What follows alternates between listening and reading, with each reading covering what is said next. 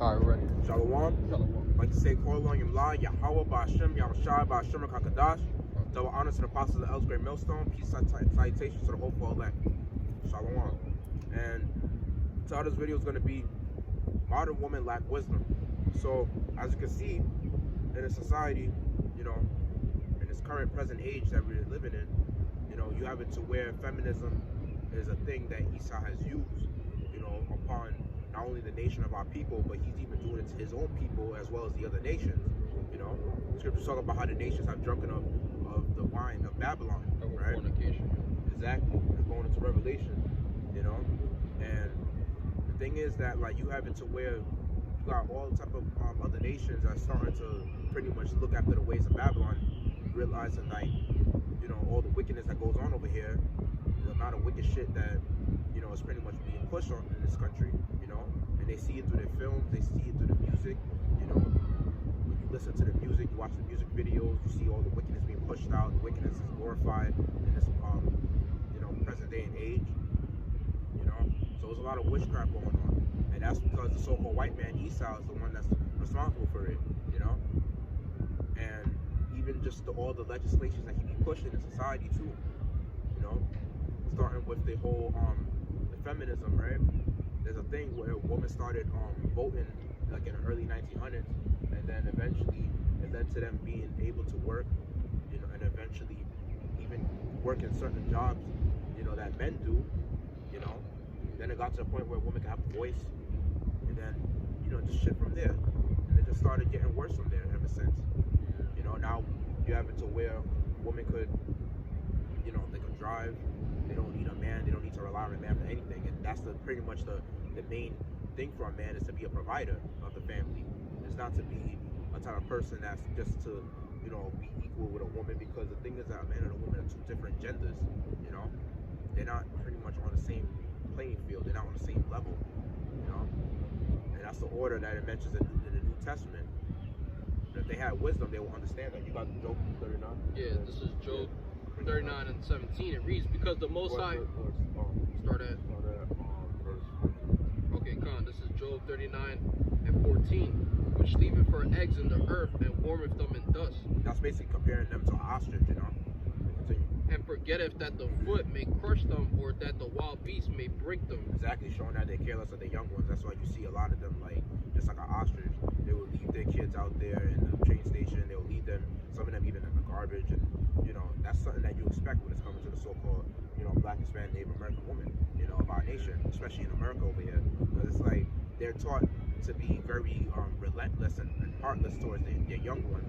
They're taught that, you know, from a very young age that they lose that caring and nurturing spirit, because of the fact that how in this country they teach you to go out party, you know, be a whore, you know, to not basically have any responsibilities, you know.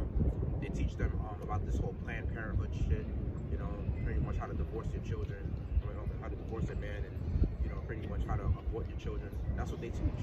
That's all the wickedness that they teach in the society. And forget, so like at verse 16, she is hardened against her young ones as though they were not hers. Her labor is in vain without fear. Because the Most High hath deprived her of wisdom, neither have he imparted to her understanding. Exactly. And that's the thing about women. They don't have understanding, you know? Because if they had some understanding, they would very much be very, you know, cautious of what they do. You know, they don't have that level of understanding.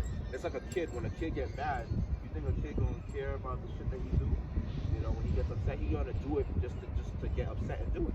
You know, a kid, what they do, what children do is they cut off their nose to spite their face. In terms of, like, saying that's an idiom, meaning that they will do something that is only looking bad for them, and it's only gonna get worse for them. But instead, they just do it just as a way to just, you know, just to release the anger, like a release therapy, you know.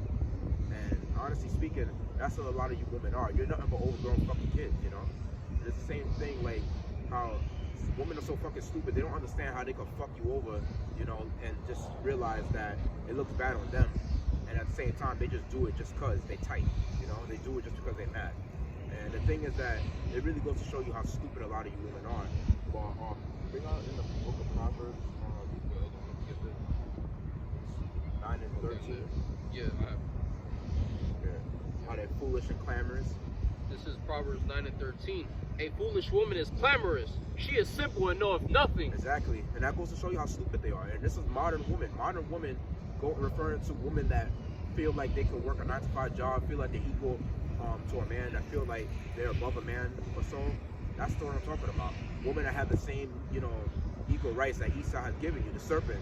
You know what I mean? Because that's the same thing that he did in the garden. Trying to tell, Adam's wife, which is Eve, that you don't gotta, basically listen or hearken to your man, and you can be like us, learning after the ways of the heathens, learning after the customs. That's the knowledge of good and evil, the ways of the heathens. And of course, the stupid ass woman is gonna basically be, weak enough to fall for that, because scriptures say that she is the weaker vessel. And then you bring that out in 1 Peter 3 verse 7. The thing is that a lot of them don't want to consider themselves as that, but to be honest, that's what you are. You are weak. At least acknowledge, what you are, and just, let us know ahead of time. You know what I mean? Like, let's say, a lot of women don't like to admit that they're wicked, but at least if you admit that you're wicked, and you at least let people know or warn people about how you can be, you might even just receive some mercy in doing that, amongst the men of the Lord. But a lot of women, they don't want to admit, they just want to continue to be wicked as all hell, and that's okay, because you know what? There's judgment for that, So you could bring it up. 1 Peter 3 verse 7.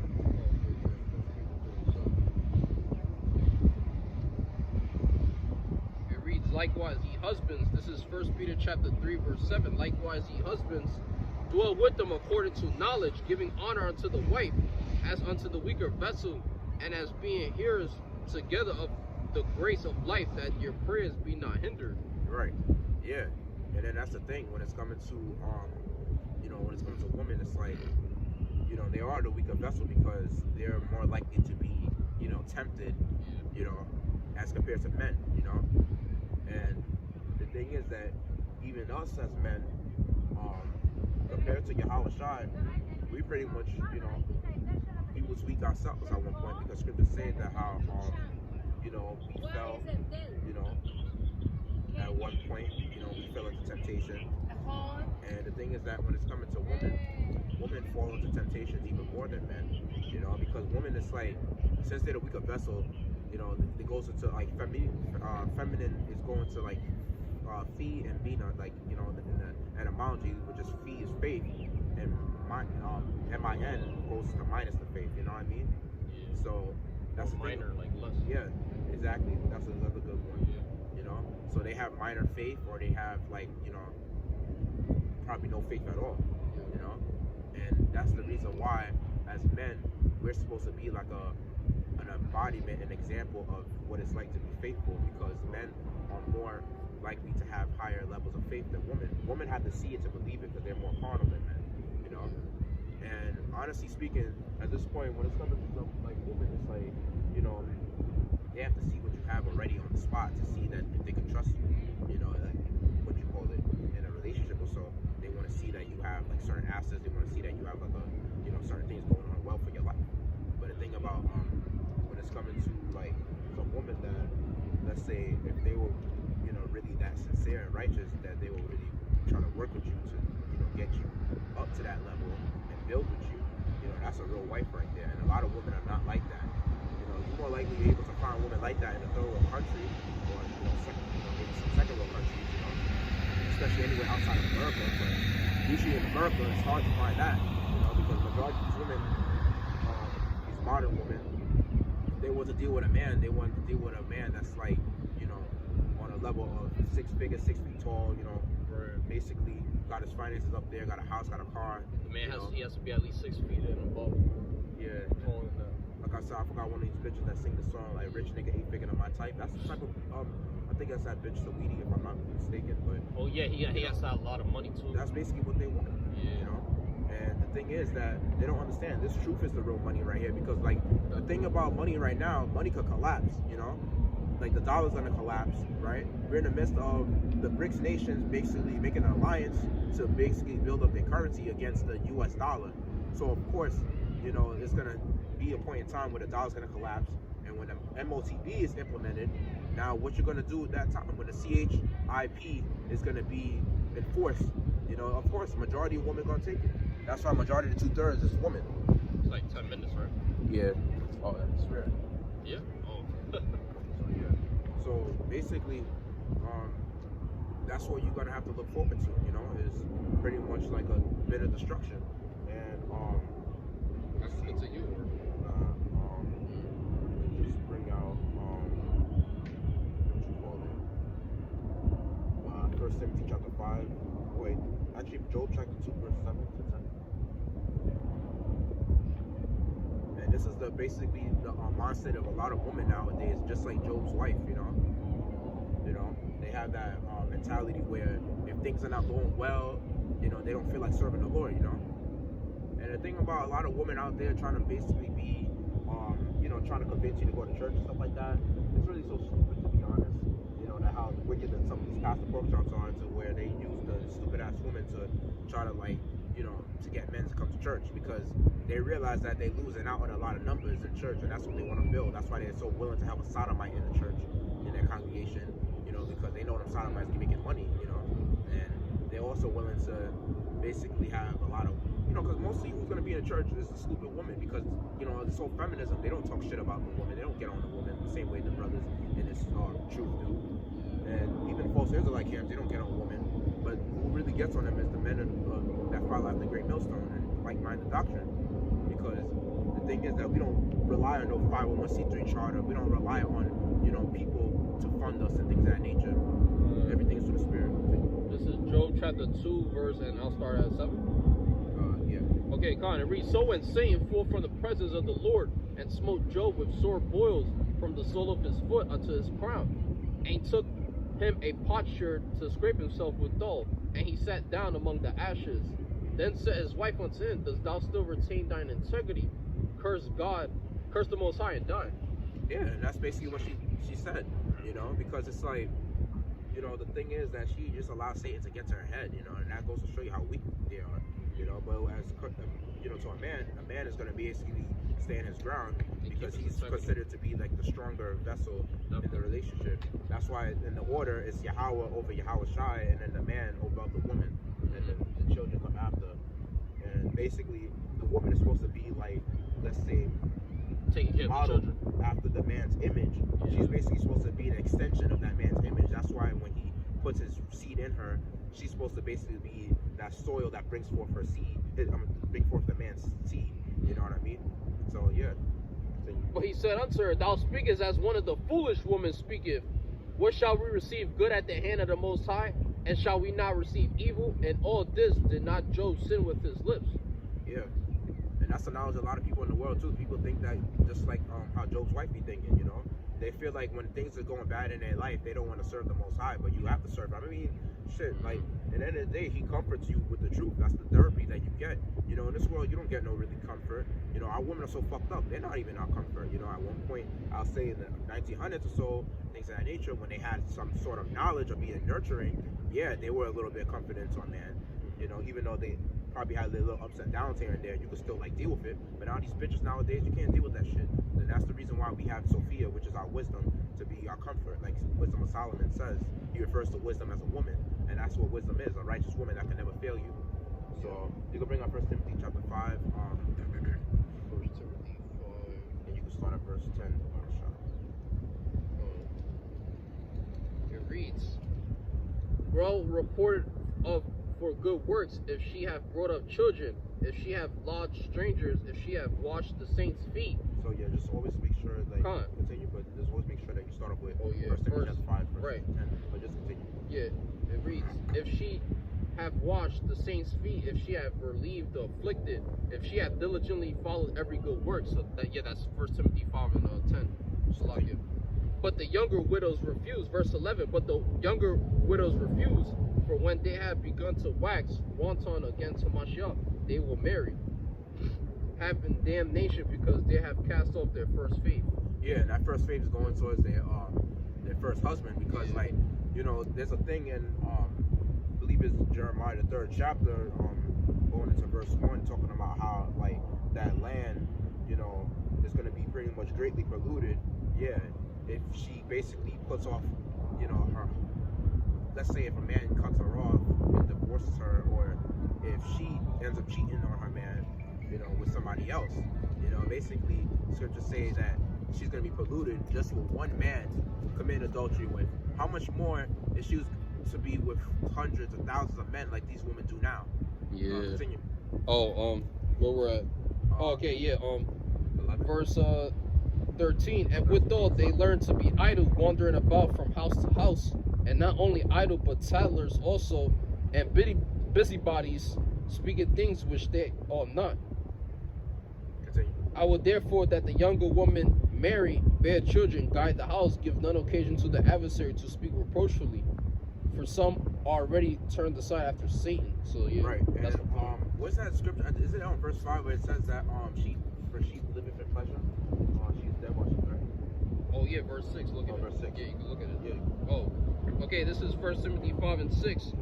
But she that liveth in pleasure is dead while she liveth. Right, and that's the thing about a lot of these women. Like, they live in pleasure. Like, that's all they care about is they only care about their weave, their wig. You know what I mean? They only care about their nails done. They only care about basically their welfare and their care. That's how they lost their nurturing like nature. And that's because the Most High has deprived them of wisdom, because they take care so much of their living in pleasure, because they just love to go by how they feel. And that's how these women feel. They feel like it's all about them. So they have like that same godlike complex that Esau has on the left hand side, where they feel like they're the ones running the show because of the feminism. And of course Esau's going to give them this power because of the fact that he wants the whole state to be the parent, of, let's say, the family. That's why he wants the state to control like the children. He wants the state to control the woman.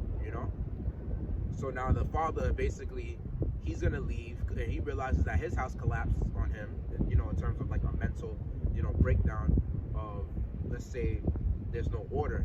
So now everybody in the family is like a chicken with no head. You know what I'm saying? Like, you got kids turning out to be faggots. LGBTQIA. This kids, either they go in the street, the daughter becomes a whore, the son becomes either a sodomite or a jailbird. You know what I'm saying? And this is all blamed on the father, right? And at the same time, like, these women don't ever give credit where it's due. The father doesn't have no control over the family.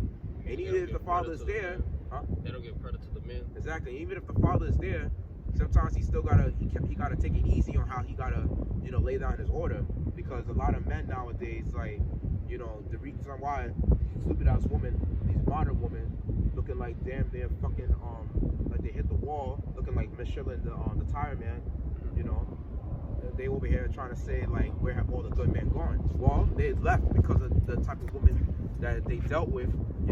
They realized that these modern women, they ain't nurturing, they ain't caring, they have no purpose, so that's why they left. Yeah. How we doing in time? Oh, 18. So we'll bring out what you call it? Just I'm gonna bring out Sirach chapter 25 verse 13. It says right here, like, give me any plague but the plague of the heart, and any wickedness but the wickedness of a woman. Yeah, because since women don't understand judgment, they don't understand what it's like to be wicked. That's why the Lord said, through the spirit of this prophet that wrote this, like, give me any wickedness but the wickedness of a woman. Give me any plague but the plague of the heart. And a woman could make you lose your mind. And that's what a lot of men do. They lose their wits for women, as it tells you in 1 Ezra, the 4th chapter. And it says, verse 14, in any affliction but the affliction from them that hate me, and any revenge but the revenge of enemies. There is no head above the head of a serpent, and there is no wrath above the wrath of an enemy. And basically, that's the thing about these women, is that they have the serpent as their head, which is Esau, And our women are best believe they are our worst enemies, especially going to the Israelite woman, especially the top, the so-called black woman. She's our worst enemy, because she's used as a fucking hellhound by Esau to basically be against their man, And to push out wickedness. Exactly. And the modern wisdom of these women, it goes into like Sirach chapter 26 verse 12. It says, she will open her mouth as a thirsty traveler when he hath found a fountain, and drink of every water near her. By every head she will sit down, and open her quiver against every arrow. So this is a curse about how these women are, basically, and how they are such harlots, and how they go from opening their legs, opening their mouth to every fucking rod they see. That's basically a curse, and that's why Amos the 7th chapter, verse 17, talks about how thy wife shall be a harlot in the city. That's the curse, That's why you have a lot of influences that go on in society by the films that they watch. Basically, they are not pretty much aware of the certain shit that they do. Yeah, so we're gonna end it there. Yeah. Part So 2 coming. end it Shalom. right there, and